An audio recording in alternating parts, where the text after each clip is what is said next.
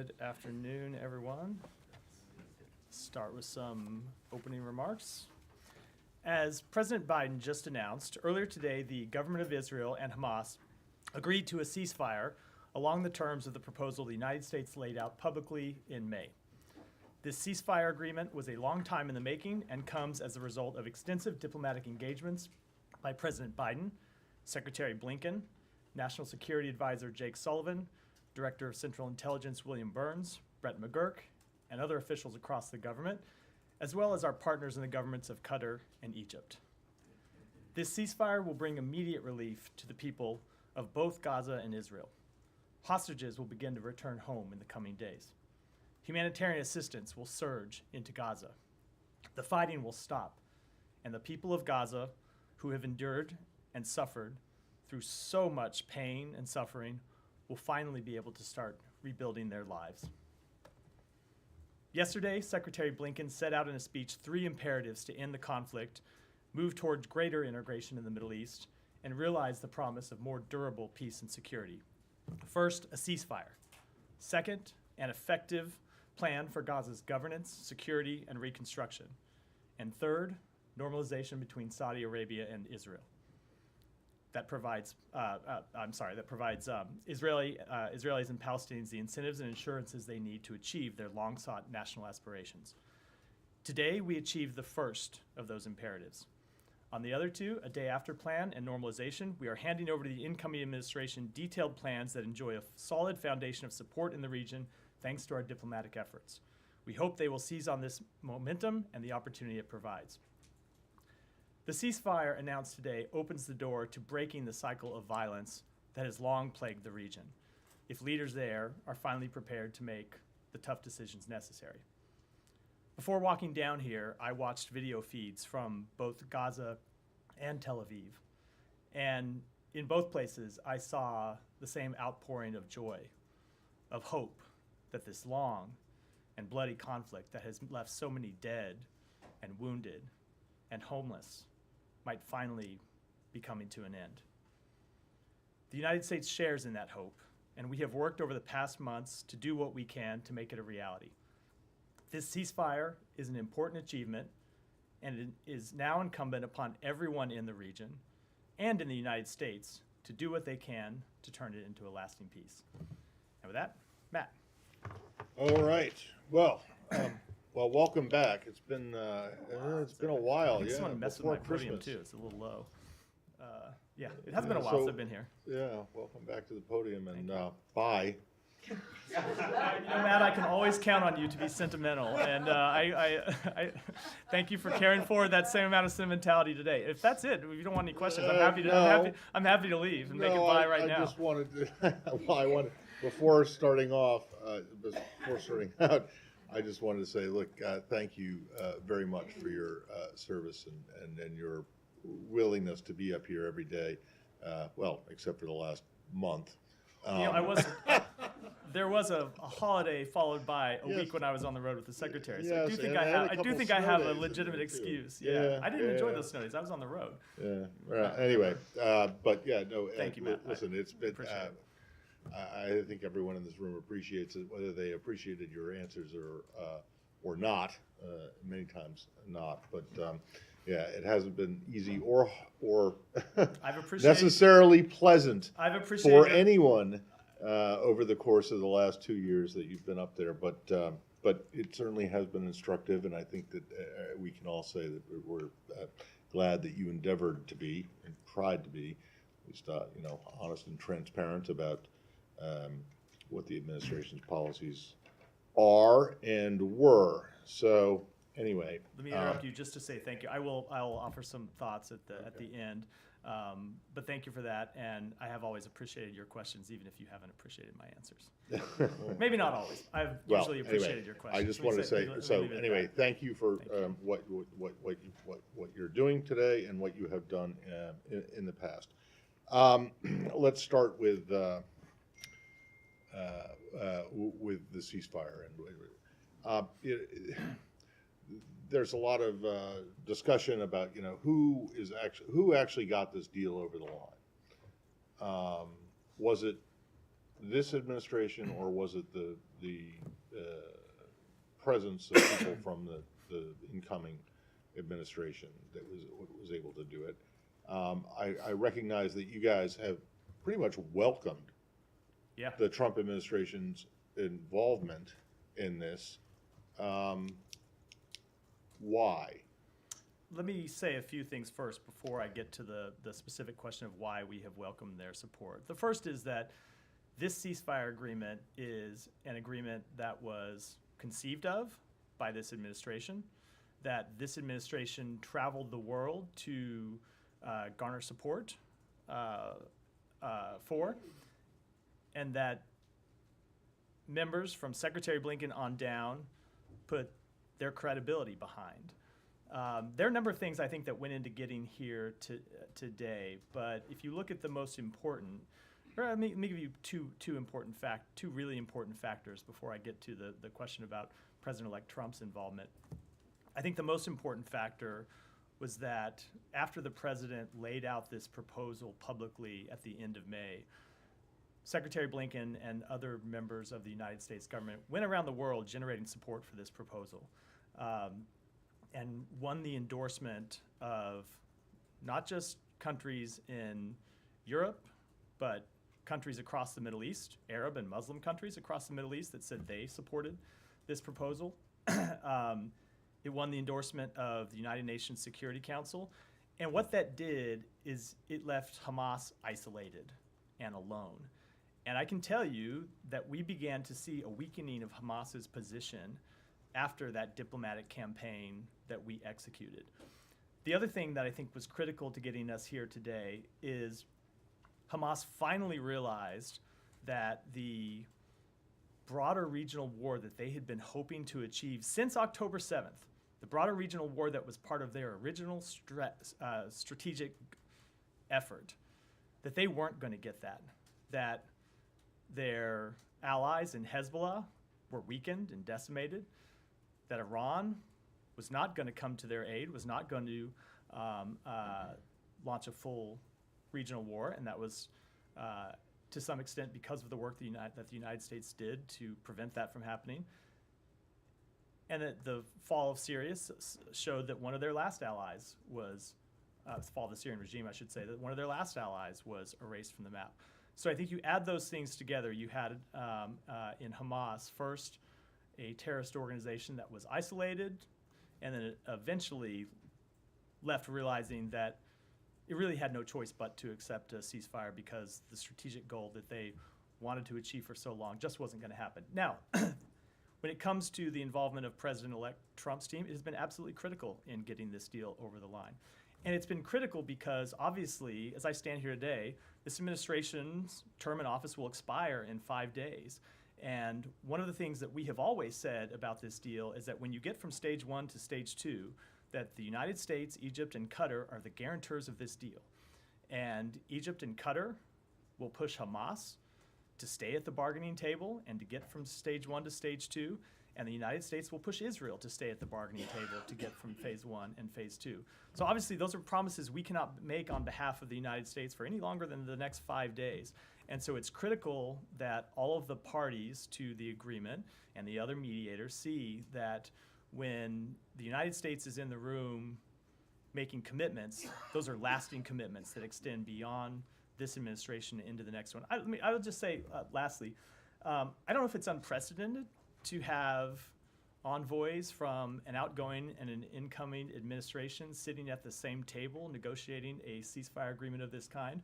But if it's not unprecedented, it's certainly unusual. And we, of course, thank the Trump team for working with this on this ceasefire agreement. We think it's important that they were at the table. And I think it shows that when Americans are willing to work together across partisan lines, as we were willing to do on this occasion, because it's in the national interest of the United States, there's a lot that we can get done. So as you know, over the course of the last year, as this has been being negotiated, getting from phase 1 to phase 2, which is critical, has never been guaranteed. And in fact, a lot of people don't think it will ever happen. Yeah. Do you have confidence that the incoming administration is going to push for phase two as much as you guys had been or would have done had President Biden been reelected? I, of course, can't speak for what the incoming administration can do. What I can say is it is very much in the interest of the incoming administration to push to turn this agreement from phase one into a lasting end to the war, which is what happens when you get to phase two and phase three. There are hostages that will continue to be held after the expiration of phase one, and it's in the interest of everyone to see that those hostages return home. It is in the interest of everyone that the war that will stop upon the completion of the ceasefire agreement does not resume at the end of 6 weeks or subsequent to that if negotiations have extended beyond the opening 6 weeks. So it is very much in their interest, just as we believe it is in the interest of Israel that this turn into a lasting peace. If you look at all the conditions have to be right for a deal to come together. And if you look at the conditions from an Israeli point of view, you've heard me speak to this from the podium before, and you've heard Secretary Blinken speak to it. Israel had really achieved all of its major strategic goals already in Gaza. They had decimated Hamas's military capabilities. They had wiped out the leadership that existed on October 7th, including Yahya Sinwar himself, the military leader of Hamas. So it's very much in Israel's strategic interest that this war not reopen in 6 weeks, and that they're left fighting the same kind of battles over and over again as Hamas recruits new militants to replace the ones that Israel's killing on the battlefield. But you don't buy this line that the president-elect's relationship or influence with Prime Minister Netanyahu was the thing that pushed it over the line. Not only do I not buy it, it's not what we've seen in the negotiations. We've seen that the important factor when it comes to their involvement has been the continuity that it shows, having both the outgoing administration and the incoming administration there at the table. And my last one, really quickly, I think that you said this, or you at least strongly implied it, but your belief, your position is, or the administration's belief and position is that the destruction that was wrought in Gaza by Israel is what did this, and that your support of what the Israelis did is what brought Hamas to No, that's not what I meant at all. What I mean was the destruction of Hamas's capabilities. Now, Yes, but at the same time as there was the and- destruction of Hamas's capabilities, there was I'm also the very destruction of but- huge amounts. But of I don't think Hamas cares about the destruction of Well, civilian here's the infrastructure. I question, don't is think it- they care do about the you loss of care civilian. about the destruction? We absolutely do. It's why I've been trying to get this ceasefire all along. But I don't think that is a calculation that has in any meaningful way entered into Hamas's thinking, and especially when you look at the fact that Sinwar himself said that it is the mass loss of civilian life inside Gaza that he thought would strengthen Hamas's position. So no, I don't think it was the loss of civilian life that has led Hamas to ultimately agree to this deal. Yeah. Thank you, Matt. And I extend the thanks Thank you. to you. And I want to start by a question that might link both what the Secretary Blinken said yesterday in the Atlantic Council and the announcement of reaching the agreement today. Secretary Blinken yesterday gave some brief details about the day after plan that he said that he submitted to the upcoming administration, and it's all based on the fact that Hamas will no longer rule the Gaza Strip by creating this temporary administration, then giving it to the Palestinian Authority. Is there something in the deal that agreed upon between all parties that Hamas will leave power in Gaza to allow for the plan to be implemented? When you say the deal, do you mean the day after arrangements that the No, Secretary was this speaking to? deal, the ceasefire. The ceasefire proposal that's on the table today, what has been agreed to so far is phase one. The ultimate resolution of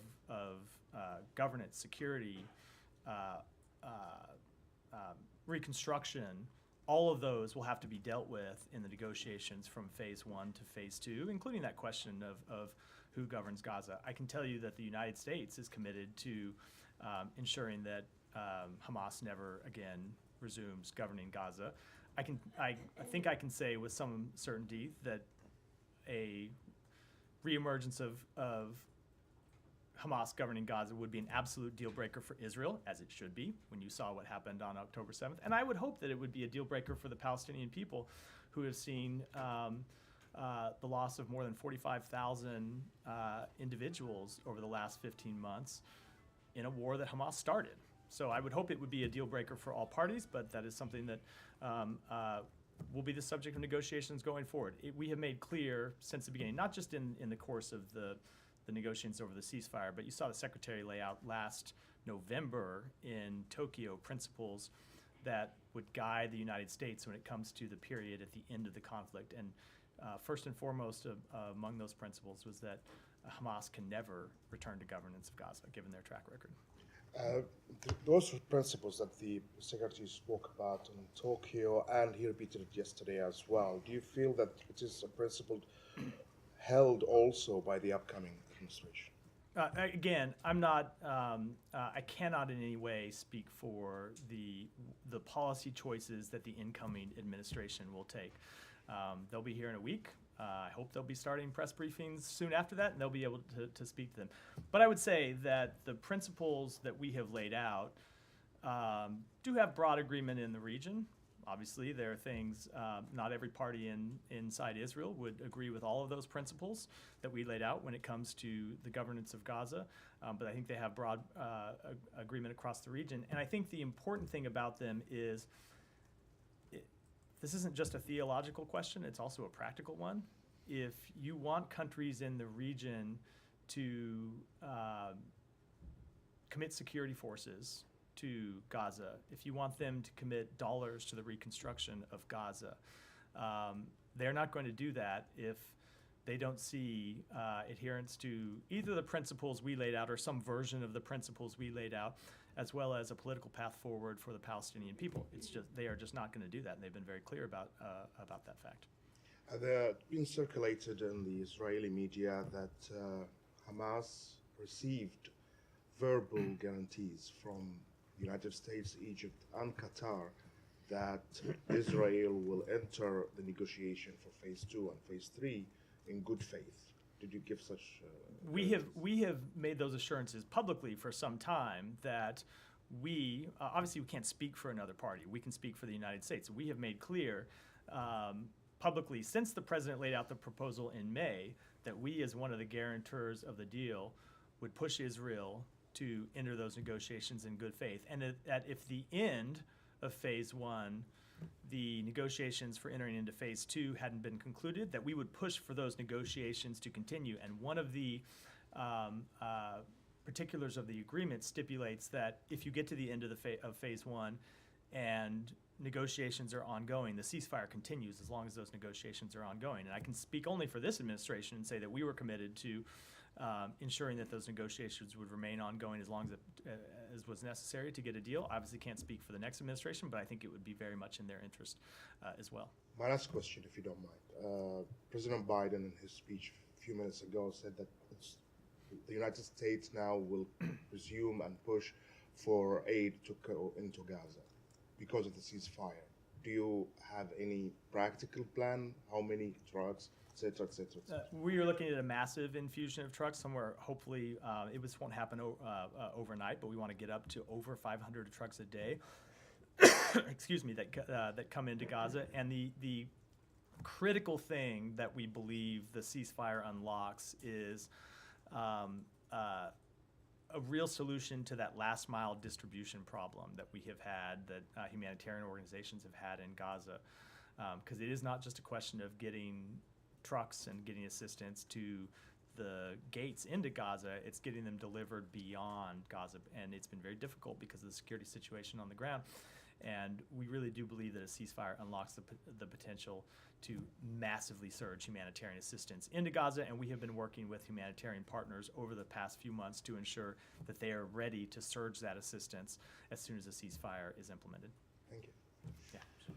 Thanks. To echo what Matt said, obviously, thanks for. I know it's not an easy job. I know you've received lots of criticism for some of your responses, but thanks for coming have? here.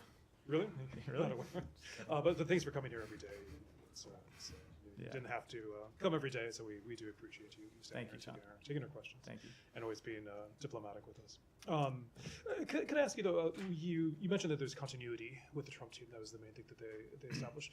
But the president laid this out in May. So what's happened since then? I mean, obviously you mentioned the changes in the regional situation, but is there any regret? I mean, thousands of people have died since May. I mean, what couldn't this deal have been reached earlier then? I think a few things have happened. Number one, there have been events that have led. There have been times where we have been close to getting a ceasefire agreement, and events have led to a delay in negotiations. And sometimes even events that we don't object to. For example, after the killing of Yahya Sinwar, something that the United States very much supported, that delayed negotiations for weeks, well over a month, because Hamas was not in any position to make decisions. They didn't have a governance structure set up. They didn't have a way to decide on how to deal with ceasefire proposals. You've had other incidents where at various times the parties push new proposals onto the table that led to things. So there have been some things that have been kind of just the back and forth negotiations. Sometimes have been larger events in the region. But I think the fundamental thing that has shifted, two things that have fundamentally shifted, one really on each side. So on the Hamas side, as I said in response to Matt's earlier question, they very much have realized over the past few months that there was no hope of getting a broader regional war. And I can tell you at various times when we thought we were close to an agreement, there have been events that I think rekindled that hope inside Hamas's leadership that they would get that war. So, for example, when you saw the direct exchange of fire between Israel and Iran, something that was unprecedented, we saw Hamas pull back from the negotiations because, in our judgment, they thought this may be the time that we get the outbreak of war, and so we don't have to agree to a ceasefire. When you saw the escalation of hostilities in September and October between Israel and Hezbollah, Hamas at the same time was pulling back a little bit from the negotiations, I think, to wait and see how that conflict played out and see whether it was actually in their interest. So that's what you had on the Hamas side. On the Israeli side, over time, you've seen them meet their overall strategic objectives. And so once they had killed Yahya Sinwar, that really realized the last strategic objective they had, because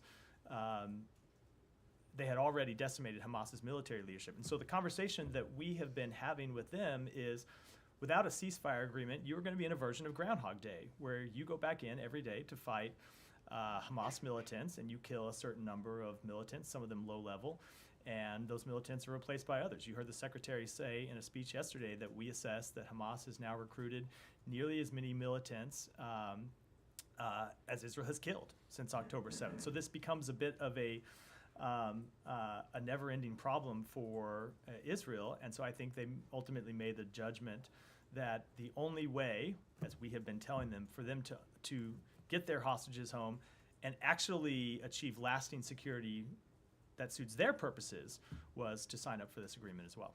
I mean, just to pursue that, I mean, throughout this, over recent months, the secretary himself has repeatedly said that the holdout is Hamas. I mean, now that it's not over and done, but now that it's at this point, the administration is on its way out, is that still the stance that Hamas was the holdout? Obviously, the Israeli government has very messy coalition politics, and the far right parties there.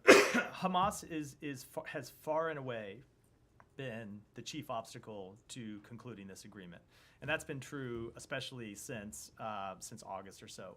Now, there have been times that Israel has introduced new conditions and new proposals that have made it more difficult to get an agreement. Just as Hamas at times has introduced new conditions and new proposals that made it difficult to get to an agreement. But that fundamentally is what a negotiation looks like. You expect parties in a negotiation to put forward proposals, and people can debate whether sometimes one side or the other overplayed their hand. There certainly have been times that we went to the government of Israel and said, we think that you are pushing too hard, and we want you to back down. But I will say, really, for the past 5-6 months or so, it has been Hamas that at first was unwilling to negotiate, and then for a while unable to negotiate. So after this period in August, when we thought we were getting really close, close to a deal in July, and then in August, we saw Hamas at around that point just decide that they weren't going to negotiate off of their position anymore. They had a position and they weren't going to budge. They weren't going to move at all. And we were still at the table. Israel was still willing to be at the table. Hamas wasn't. And that continued for some period of time. And then you had this period of time where Hamas, because of the death of Sinwar, wasn't able to really make decisions and could have conversations but couldn't negotiate in any kind of meaningful way. So when you hear us say that Hamas has been the prime obstacle to accepting the deal, that is very much what we have meant. It's very much been accurate. Yeah, just one briefly before I pass on. You mentioned this, a red line for Israel, of course, will be no future Hamas governance in Gaza. I mean, Hamas agreeing to this. Do you think that effectively they've recognized this, that they've recognized they have no political future in Gaza? I wouldn't want to speak for them at all, obviously, but I think when you look at opinion across the region, it is not just the conclusion of the Israeli government that Hamas has disqualified itself from leadership. Disqualified is not the right word. Obviously, the Israeli government would have never thought Hamas should run Israel in the first place, but that Hamas can play no role at all in the future of Gaza. We hear that from countries across the region, that you cannot have a terrorist organization that is committed to the destruction of Israel, that has launched this horrific conflict, that has resulted in the death of more than 45,000 Palestinians, has massively increased the chance of full-out regional war, which we got very close to on a number of occasions, and we were able to prevent through some pretty intense diplomatic efforts. I think none of the parties who we have talked to about contributing financial support, about contributing security support to Gaza, are in any way going to be willing to step up and do that if they see either a future where Gaza is dominated by Israel or if it's dominated by Hamas. Jenny. Thanks, Matt. Echoing everyone's thanks for doing your job here. Biden I like said the way you said that. Thank you for doing your job. Thank you for doing your job, just as we did all our jobs. Good. Biden said Americans would be coming out in the first phase. Do you have any details on who and how many? I don't want to get to it from here. As you know, there are 7 Americans who remain held hostage inside Gaza, 4 who are alive, 3 who are unfortunately deceased. We will have that information coming or available in the coming days, but I want to make sure we are able to have the conversations we need to have with all those families about those details before I talk about them publicly. But we will make that available in the coming And days. it's still the presumption that those 3 are alive. When was the last time there was any update on their conditions or whereabouts within Gaza? There is still the presumption that they are alive. We have we have differing levels of information with each of those, but that's information we communicate about with the families, and I don't want to speak to that publicly. And then on the humanitarian surge, how is that going to be distributed? What is the assessment on the level of destruction just on the infrastructure within Gaza? How do you intend to get that level of aid in? Will there be any reconstruction component to assist with the aid distribution? So the reconstruction is not something that happens in phase 1. That will happen later in phase 2 and phase 3 of this plan. Phase 1 is really just a stabilization and recovery before you can even get to reconstruction. But the aid will be distributed through our humanitarian partners, largely the UN agencies that are there on the ground, and other nonprofit, non-governmental organizations But a who are lot of working. that aid infrastructure has been destroyed, is our understanding. So how do you intend to be able to distribute it? There are so that's true, but there are still warehouses that exist in Gaza that are functioning now. Some of them, some of the warehouses that exist haven't been destroyed, but aid organizations haven't been able to get to them because of the security situation. We think they'll be able to turn those warehouses back on. We believe they'll be able to surge the number of trucks that go in and the number of trucks that move around. For the specifics of that, I would, of course, defer to the aid organizations who are expert in how to do this. But in all of our conversations with them, they are confident that they will be able to massively increase the amount of humanitarian assistance that gets in once the ceasefire is implemented. And then the last question, do you anticipate any travel now that this ceasefire agreement has been announced? By the secretary? No, I do not. No, I do not. We still have 5 days, so I can't rule anything out. But no, I do not. As I stand here at 3:15 on Wednesday. Daphne. Just want to echo everyone and thank. So you're saying it's possible? I'm saying there's a chance, Matt. I'm saying there's a chance, but I do not anticipate it. But there's always a chance. Thank you for taking our questions every day. We very much appreciate it. To follow up on the aid, you mentioned some of the challenges, and we've heard that critical details of the aid surge are still to be worked out and were due to be discussed in Cairo on Thursday. Will the U.S. be part of those conversations? Will be a part of those conversations. I don't have an update on who will be attending, but we very much have been a part of the humanitarian assistance efforts from the beginning of this effort, and will continue to be. And then security arrangements for the delivery of aid is one of the most difficult issues. Are there security arrangements that are already agreed for this surge of aid, or does that still need to be worked out? There are broad agreements that we have worked out with some of the humanitarian partners. There are details that we still have to work out. And of course, some of this will happen as the aid organizations have more freedom and flexibility to move around Gaza in a way that they haven't been able to in the past 15 months. Where they will be able to, I think things will look, a week or 10 days from now will look very different than they have over the past 15 months, just based on the situation inside Gaza. So I'm sure that there are things that they have looked at, that they have planned, that they'll need to adapt once they're able to move around more freely inside of Gaza. Can you say which parts have been agreed? No, I can't get into that level of detail from here. Is there anything you would like to see in terms of the security arrangements? We want to see that, just speaking broadly, we want to see that humanitarian workers are protected. We want to see that they can go about their jobs free from harm, free from violence, that they are not put in harm's way either by members of Hamas who will still be inside Gaza and who still, of course, have access to weapons inside Gaza, or by gangs and looting that we have seen be an impediment to the delivery of assistance over the past few months. But with the specifics of that, those are conversations we'll be having directly with the humanitarian groups. Thank you, Matt. It's been an extraordinary year and 4 years, and I think it's been pretty full on since the year 2016, actually, but congratulations to making it to the end of your run. Thank you.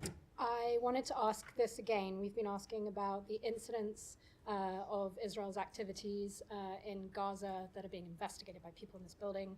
Are you confident that the conclusions of some of these incidents will reach the light of day moving forwards to the next administration? Is there anything that this building is doing to shore up to make sure that those conclusions come to light? So we continue to work to reach definitive answers with respect to a number of the incidents that we are looking at. But I can tell you that the obligation that the State Department has to investigate potential violations of international humanitarian law through the use of U.S. weapons are not obligations that expire on January 20th. They're obligations that carry over from this administration to the next administration. So we would fully expect that the next administration would carry out its duties under the law.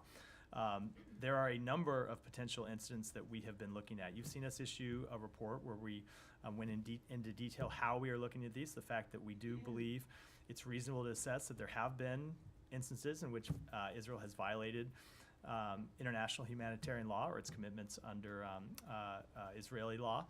But we have a number of incidents that we're looking at, and if those aren't finished between now and Monday, there are obligations that continue on into the next administration.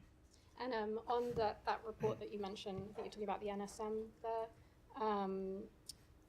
Is it your hope that U.S. officials and also indeed foreign journalists will at some point be allowed to go back into Gaza and be able to provide evidence and information that was perhaps lacking when putting that report together? Certainly. We have wanted foreign journalists to be able to get into Gaza already. It has been long our position that journalists should be able to operate inside Gaza. I know it's dangerous. I know it puts journalists at risk, but we have heard journalists say they want to face that risk and go in and bring the truth to light, and we support their efforts to do so. But certainly we would want them to do so. And I can't speak to, when it comes to the position of U.S.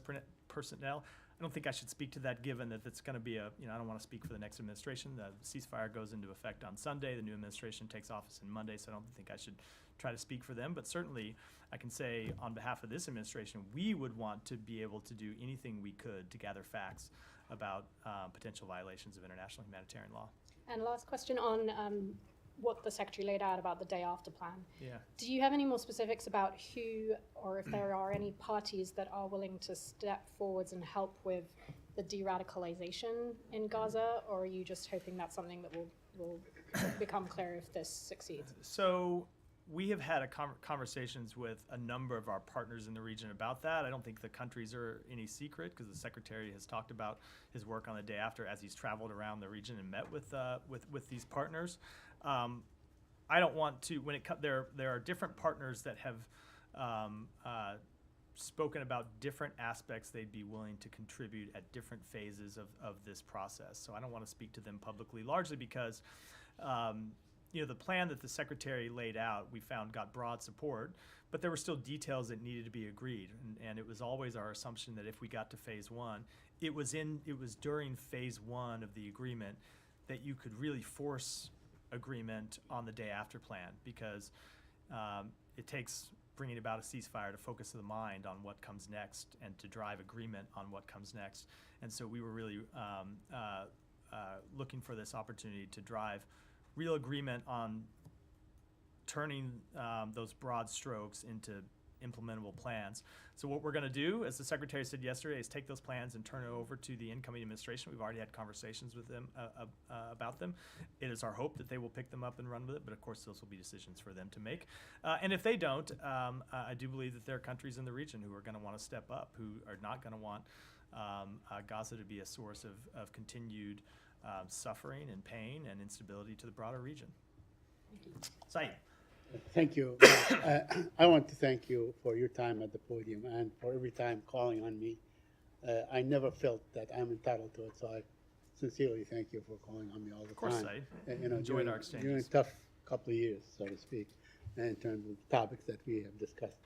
Let me ask you about, of course, the ceasefire. Now, it goes into effect on Sunday. That's 4 days from today. Is there anything that could stop the Israelis from bombing places in Gaza? No, the ceasefire doesn't go in effect until it's effect. That's not just a feature of this ceasefire. It's a feature of every ceasefire that's ever been negotiated. There's a day in which they come into effect, and until then, there's nothing to stop either of the parties from continuing the war up until the time that the ceasefire is implemented. Yeah, but we have seen in the past, we have witnessed in the past, Matt, and because there's been so many episodes like this or wars like this. We've seen the Israelis go at it until the very last second. Do you expect them to go at it until the very last second, or would you call on them not to do that? I'm not going to speak for what they may or may not do. We want to see this ceasefire implemented. And that's what we're focused on, because as I said in my opening remarks, it does have the chance to finally bring enduring peace and stability, not just to Gaza and to Israel, but to the broader region. Now, looking back, do you feel that this administration or this State Department has done everything it could to bring this thing to an end, to stop the suffering, to stop the killing of Palestinian children, men and women, and so on? Yes. Do you feel that there was a time that you could have probably, put your foot down, so to speak, the foot of the United States of America? Yes, I absolutely do. And Saeed, I think that I'm answering his first question about do we believe that we've done everything that we can? Careful. Yes, I absolutely do. And Saeed, I think one of the things that we have always been focused on in trying to get a ceasefire over the line is not just to get a ceasefire for a ceasefire's sake, but to get a ceasefire that would be enduring. We don't want to see a ceasefire that breaks down in 2 weeks or 4 weeks or even a year. We want to see a ceasefire that sets the stage for lasting peace between Israelis and Palestinians. And so it was important that we get that kind of ceasefire, and that's what we have put our efforts from day one into achieving. It is also important, Saeed, when you look at our overall policy, that we prevent the region from really tipping into all-out war. And when you look at the things that we laid out from day one, and this really goes back, you look at the things that the Secretary said the day after October 7th at the objectives that we were going to try to achieve. It was important that we continue to show that we are committed to the defense of Israel so that its enemies across the region did not see this as a moment of division and a moment of weakness when they could attack Israel and really plunge the region into the type of war that, as awful, as horrible as Gaza has been, would have extended that pain and suffering from Gaza into places all across the region. So that has also been another chief objective of our policy.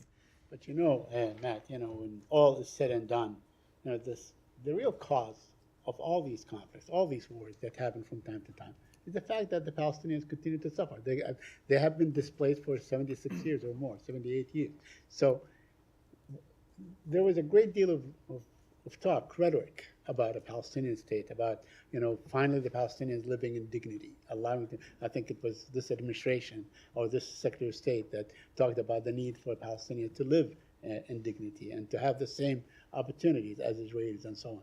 What have you done to bring this about, to make it real, to set the road for this to, at one point to come about? Let me start by addressing something you said in the run-up to your question about the suffering of the Palestinian people. One of the things that really has marked this conflict, let me put it this way. If you looked at the speech that the parents of Hirsch Goldberg gave back last August, I think it was at the Democratic National Convention, where they spoke about how there is a surplus of suffering across the Middle East. It's absolutely true. We have seen Palestinians suffer long before October 7th, and of course have seen them bear the brunt of this conflict. Palestinian civilians who did not start this conflict but have suffered the brunt of it. We've seen the hostages bear tremendous pain and suffering, and their families. We, of course, the 1,200 people who were killed on October 7th inside Israel. As Hirsch Goldberg's parents have said, there has been a surplus of suffering.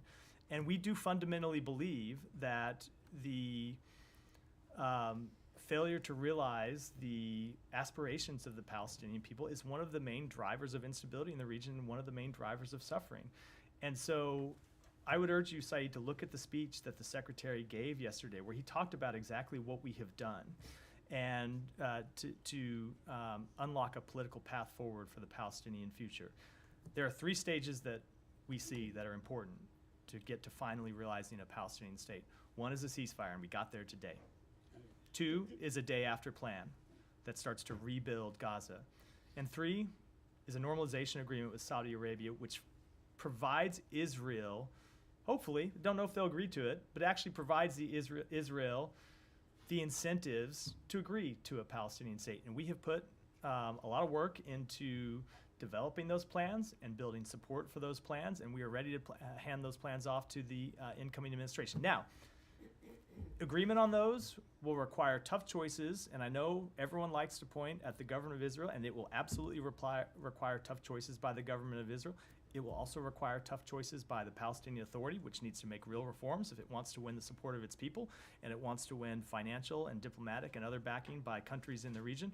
So there are a lot of tough choices that people in the region are going to have to make to realize that vision of a Palestinian state, but we have done what we can to make those choices possible, and now it's up to leaders in the region to decide whether they want to take them or not.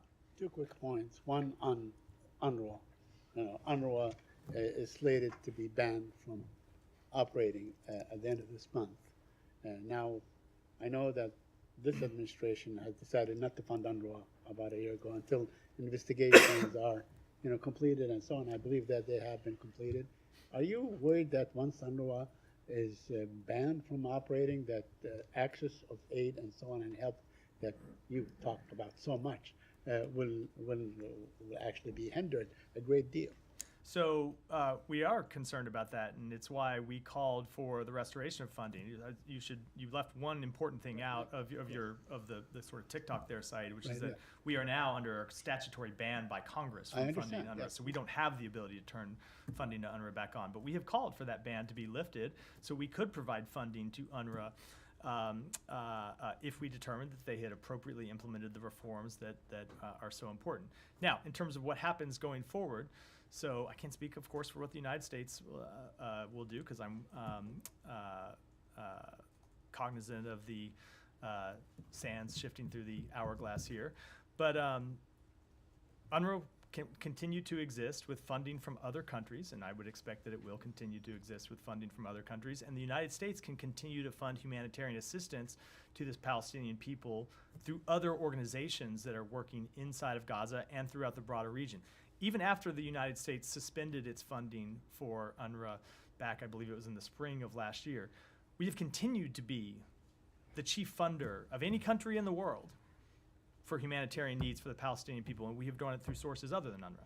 And Yeah. there's no, And- I say there's nothing that prevents the United States from doing that going forward. And finally, you mentioned the Palestinian Authority. Do you see any role for the Palestinian Authority? Are you in touch with them? Yeah, we do see a role for the Palestinian Authority going forward. The Secretary mentioned that in his speech yesterday. We believe there are important reforms that the PA needs to make. But we do see a role for the Palestinian Authority in the governance of a reunited Gaza and the West Bank. Sorry, Sands shifting through the hour. Yeah, I didn't that's- expect the Days of Our Lives reference. I was about to say Lord. something about the ticking clock. I do apologize for being a little saccharine there, Matt. I was listening to the ticking clock. I don't know why that came out of my mouth. Go ahead. Apologize, man. There you go. Any bit of sentimentality in the What? in the No, briefing no. room, I you're there to just thought it please. was like, did It you was a watch little- Days of Our Lives with your mom or something when you were growing up? No, I did not. My mom was at work. Go ahead. Thank you, and thank you for everything. Yeah. Like my colleague said, doing this job for 20 months, day in and day out, it's not easy. Always patiently, answering up Yeah. questions. Let me go back to the very first question I asked you 20 months ago, which is about designating Russia as SST. You guys just removed Cuba from the list. There's an open spot. Why not doing it? We have not determined that is the most effective way to achieve the policy goals that we have when it comes to Russia. And when you look at the number of sanctions that we have imposed on Russia, including sanctions that we have announced just in the past week that we are already seeing bite. If you look at the story that Bloomberg ran in the last 24 hours about a number of Russian tankers who were unable to dock in China right now to unload their oil, it's because of the sanctions that we have put into place. And that's just the latest amount of tranche of sanctions. So if you look at the combined regime that we have put into place, sanctions and export controls, we determined that that would have more of an impact than a state sponsor of terrorism designation without what we hear from humanitarian organizations, which I know is something that your questions never grapple with, which is the harmful effect that such a designation could have on their ability to work in the region.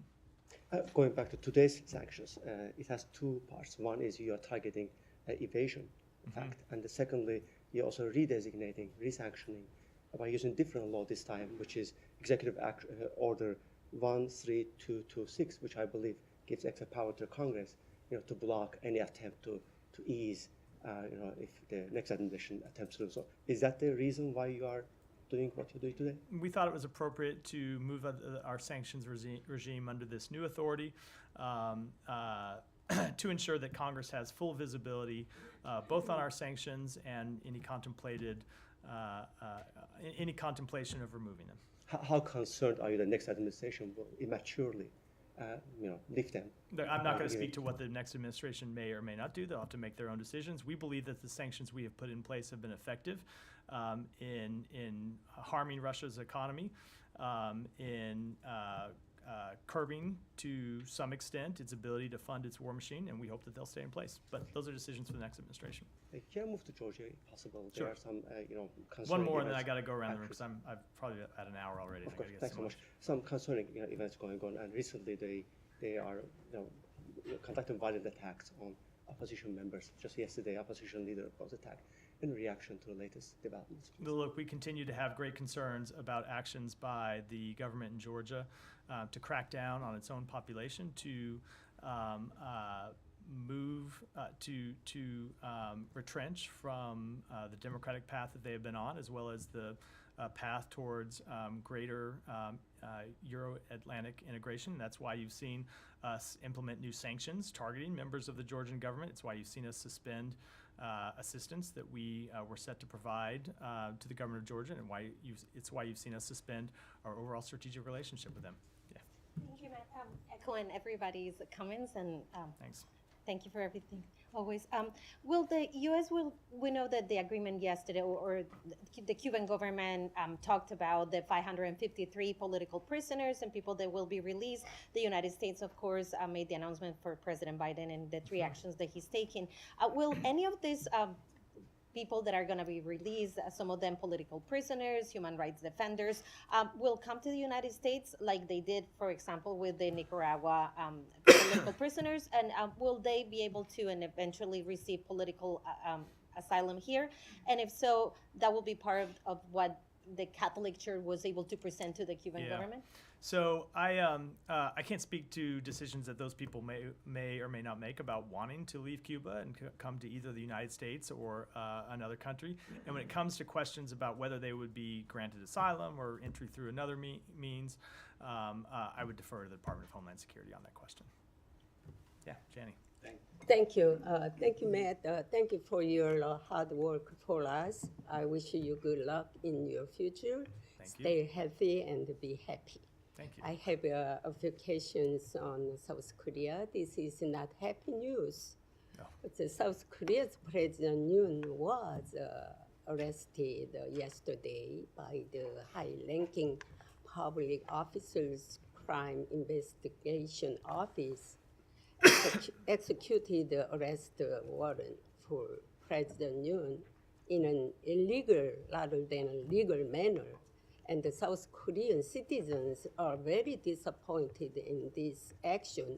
Do you think the execution of this illegal arrest warrant violated the rule of law? So I'm not going to speak to a question about how South Korean law is interpreted. That is fundamentally a question for the South Korean courts, and we think all of these questions ought to be answered and in accordance with South Korea's constitution and the rule of law.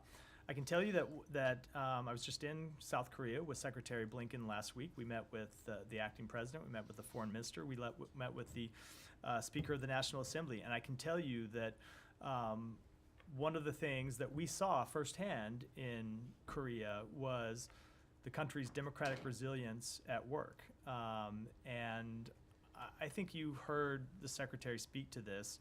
You know, every country at times faces tests to its democracy. We have faced very real tests to our democracy here in the United States. We've faced direct assaults on our democracy here in the United States. And what's important is how a country responds to those tests of its democracy, and what we have seen is South Korea respond to those tests in a way that illustrates the strength of its democratic foundation. What do you think the Biden administration has been successful in its diplomatic and security relations with South Korea? And what do you think is the most regrettable, and if there is one thing you would like to recommend the incoming administration, what would it be? So I think when it comes to Korea, the Secretary identified at the President's direction very early on that his primary objective needed to be to rebuild and restore some of our democratic, or some of our alliances and partnerships that really had been frayed in the 4 years before we took office. And set about on a diplomatic campaign to do just that. And his first trip was to South Korea and Japan. And over the course of this administration, you have seen us bring together South Korea and Japan in a way that I don't think very many people thought possible. And it is a great foundation for security in the Indo-Pacific. And if there was anything I would commend to the next administration, it's to take that trilateral partnership and to build on it. Go ahead. Thank you, Matt, for your work and for taking our questions every day.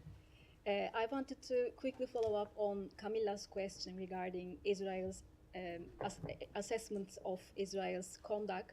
In addition to the ongoing assessments at the State Department, there have been many investigations you urged Israel to conduct, such as, you know, the case of Ayşen Rezgi Egi. What will happen to these investigations? And you know, Ayşen Rezgi Egi's family was here last month demanding justice and answers. Will you be able to provide them with answers they were looking for before the January 20th? So I don't know the answer to the question because it fundamentally depends on Israel finalizing the results of its investigation. But the obligation to deliver justice for an American citizen, the obligation to provide answers to an American citizen, that's also not one that expires on January 20th. The incoming administration will have the same obligation to speak up for American citizens, to try to find answers for the families of American citizens to try to drive changes to protect American citizens overseas. They have that same obligation that we do. And so if we don't get the final results of that investigation between now and next Monday, and I can tell you if we do, we will provide that to the family as we committed to do. But if we don't, I would very much expect that when that investigation is finalized and completed, that it's transmitted to the incoming administration. And I would certainly hope and expect that they would treat Aysenur Egi's family with the same duty of care that we have brought to the situation. It's a fundamental obligation when it comes to the treatment of American citizens. Thank you, Matt. I'm echoing the kind words of my colleagues to appreciate your work. I know it's very hard to be aware about all the events and having knowledge about the events around the world, including my region, Kurdistan region. So with that, I'm asking. Here we go. Yeah, I'm asking the questions about the Kurdistan. Today, Victoria Taylor, was in Kurdistan region, and she met with the Kurdish officials, including the Kurdistan president. So what's the purpose of this visit, and why at this time? What she has discussed with the Kurdistan president? So I can tell you that Deputy Assistant Secretary Taylor was there for diplomatic conversations focused on IKR stability and security. I know. Well, do you have any comments about discussions in the region on forming new government? So we encourage political parties to support an inclusive and timely KRG formation. The seating of a new government will allow the KRG and the IPK to advance human rights, promote economic development, and enhance the IKR's resiliency as part of a secure, stable, and sovereign Iraq. And lastly, do you have any comments for me over the recent disputes between Erbil and Baghdad on oil and budget issue? So we have engaged the government of Iraq and the Kurdistan regional government to reach a durable budget agreement that would facilitate sustained oil production in the Iraqi Kurdistan region. We have seen the review of the budget amendment this week and urge its speedy adoption. Thank you so much. Thank you so much, Matt. And you know, like all my colleagues have said, thank you for the work that you've done over the last few years. It really is truly appreciated, and congratulations on the deal today. I want to circle back to Saeed's first question, which is, as you look back at the last 8 months, you put this deal together 8 months ago. Yeah. You know, as you see perhaps the efficacy of how Trump's team interacted with Israel over the last few days, are there not any, if not regrets, kind of reconsidering where you could have pushed harder? So that's just not what we've seen.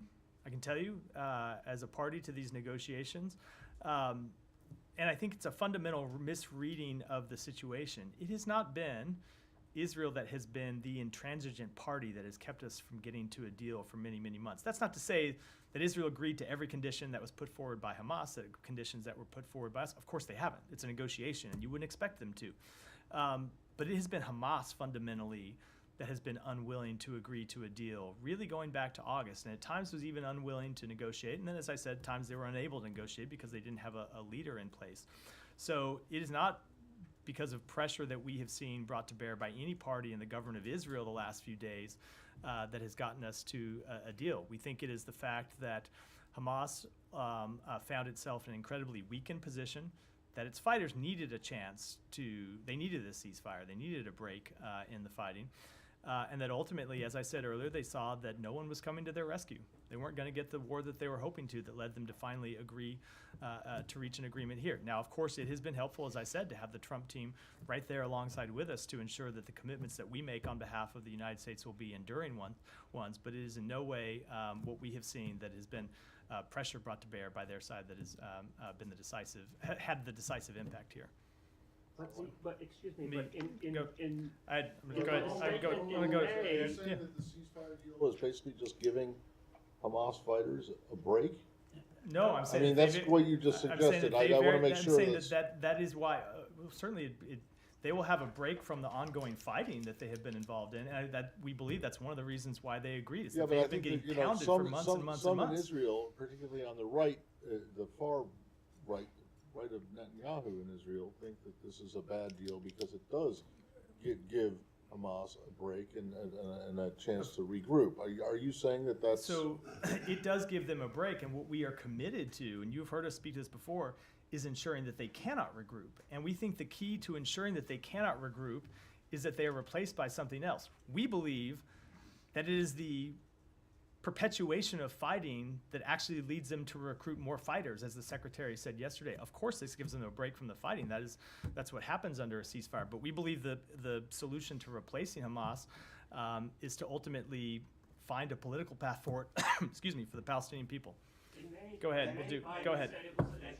Go ahead. Thank you. Thank you for. I'd ask you not to interrupt your colleagues. Thank you, Matt. Thank you for your dedication and service. I lost my voice. Sorry for that. Also, I have the same here. I'm about to have to close the briefing. I'll try to. Thank you.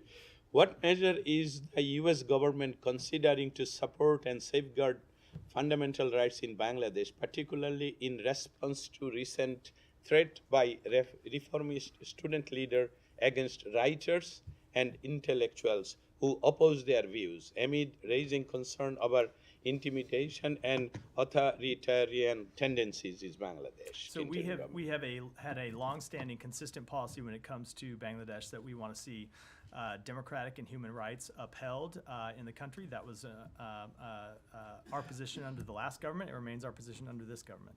Thank you so much. Last question.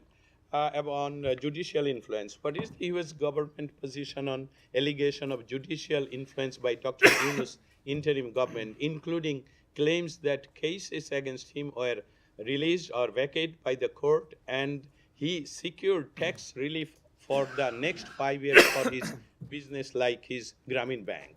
What is I don't have any specific reaction to that. We want to see those matters handled consistent with the rule of law. And let me stop you there. I'm going to wrap. I think before either Saeed or one of us continues coughing. Thank you for your service. Thank you. Here. I was doing the same, so I'm there with you. Let me just close since this is my last briefing, and you've all been so gracious just to thank me, with a couple of thank yous of my own. First of all, I want to thank the team from the spokesperson's office, the press office, and the rest of Global Public Affairs who make this briefing come off every day. They do a lot of work behind the scenes that is absolutely essential to the functioning of this operation, and I am deeply grateful to it. Second, to the teams from bureaus across the department who have the unenviable task of briefing me every day before I come out here to take your questions. To the extent I know anything about what's happening in the world, it is largely because of them, and I will miss the opportunity to work day in and day out so closely with them. And then finally, I want to thank all of you in the press corps who are here in this room and those who aren't here today. It has been an incredible honor for me to stand here on behalf of the United States every day for the past nearly 2 years and take your questions. And it's very easy to get caught up, I think, in the back and forth of this daily briefing and forget just how unusual it actually is. This daily give and take between government officials in the media, on the record, on camera, for everyone to see, is not something that happens everywhere in the world. And in many places in the world where it does happen, the reporters who are in the room are not free to ask the questions that they want, and certainly aren't free to write the stories that they want to write or would otherwise write about the answers that they get. It is a source of great American strength that this exchange does occur here. Those of us in government who make decisions, excuse me, that have huge consequences for the American people and for the world deserve to be challenged on those decisions. We deserve to be asked hard questions and held to account. Is that always fun? No, it isn't. It sure isn't, at least not for those of us on this side of the lectern. But it is essential to the functioning of our democracy. And it's essential to the functioning of our democracy. Let me finish. I've taken many of your questions. It is essential to the functioning of our democracy, not just because it ensures that the public is informed about the work that their government does, but also so those of us in government can make the best decisions on their behalf. And I think this is something the press often doesn't understand or doesn't realize maybe. I can't tell you how many times I've been in a room where we've been working on a really hard decision, discussing a big policy choice, and I have spoken up and said, you know, I don't know how we're going to go out, or I don't know how I'm going to go out and explain that to the press. It appears to be in contradiction of something we've said in the past or something we've done in the past. And we have gone back to the drawing board based on that feedback loop to make sure that the decision that we make is one that we can actually stand behind and one that we can defend. That is a process that produces better results for the American people, and it's one that only works because all of you are here to hold our feet to the fire. So as I exit this podium for the last time, I do so in hopes that this tradition of the State Department spokesperson standing behind this lectern and taking your questions is one that will continue both into the next administration and beyond, because our government is better for it, our country is better for it, and the world is better for it. Thank you all. Thank you.